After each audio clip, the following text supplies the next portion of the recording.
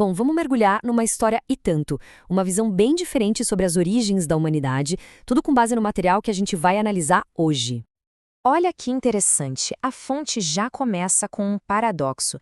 De um lado, temos esses seres poderosíssimos, os demos, que podem ter o rosto que quiserem, mas por dentro são sempre a mesma coisa, a psique deles não muda. Do outro lado, a humanidade, um rosto só, fixo, mas com uma capacidade infinita de mudar por dentro. É aqui que a nossa história começa. E é justamente por isso que, na visão desses seres, nós somos a prole sem face. Só que o que eles enxergam como uma fraqueza, uma limitação, bom, a gente vai ver que é exatamente aí que mora a nossa maior força. Mas antes de mais nada, para a gente entender essa história, a gente precisa saber quem são de verdade esses tais deuses.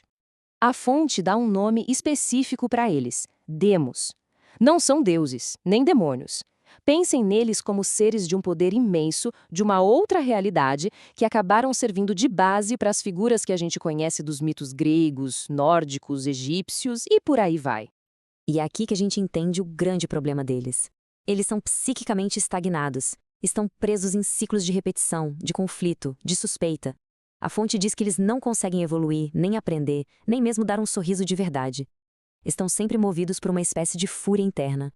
E é nesse cenário todo que surge a peça que muda o jogo. Uma figura que todo mundo acha que conhece, mas que aqui, nessa da fonte, tem a história completamente virada de ponta cabeça. Pandora. O que é fascinante aqui é como o mito clássico é subvertido. A história da Pandora deixa de ser sobre uma caixa de desgraças e vira uma jornada de rebeldia e escolha. Pensem bem, ela não é punida, ela é quem escolhe. Ela não solta os males no mundo, pelo contrário, ela dá à luz a algo inédito, o primeiro sorriso genuíno de todo o universo. E essa frase, gente, é o ponto da virada. É a declaração de independência psíquica dela. É nesse momento que ela quebra a programação dos demos. E ao fazer isso, ela cria a possibilidade de uma coisa totalmente nova: o livre-arbítrio. Acontece que essa escolha da Pandora teve uma consequência, sim, gigantesca. Ela simplesmente deu início a uma guerra cósmica, uma verdadeira batalha pelo genoma humano. Esse ato de liberdade, combinado com a genética de ponta que ela recebeu dos deuses, criou o que a fonte chama de perfume humano. Imagina isso como uma energia psíquica poderosa, uma assinatura única que tornou a humanidade um alvo valiosíssimo no cosmos. E o resultado disso? A humanidade virou o centro de uma briga de gigantes. Várias facções de demos, como Zeus e Javé, entraram em campo para tentar controlar, ou usar, ou simplesmente apagar do mapa esse potencial humano que tinha acabado de nascer. E aqui a gente vê em detalhes uma dessas tentativas. O plano de Javé com Adão e Eva, segundo essa fonte, não foi o começo da humanidade. Foi uma contraofensiva. Foi uma tentativa de sequestrar a genética de Pandora para criar uma versão de ser humano que fosse controlada, que fosse obediente. E todo esse conflito cósmico nos traz de volta para aquele paradoxo do início.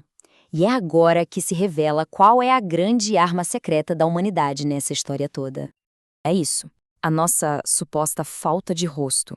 Enquanto os demos estão presos atrás de 1000 máscaras, mas são sempre a mesma coisa por dentro, o nosso único rosto esconde uma capacidade infinita de se transformar internamente.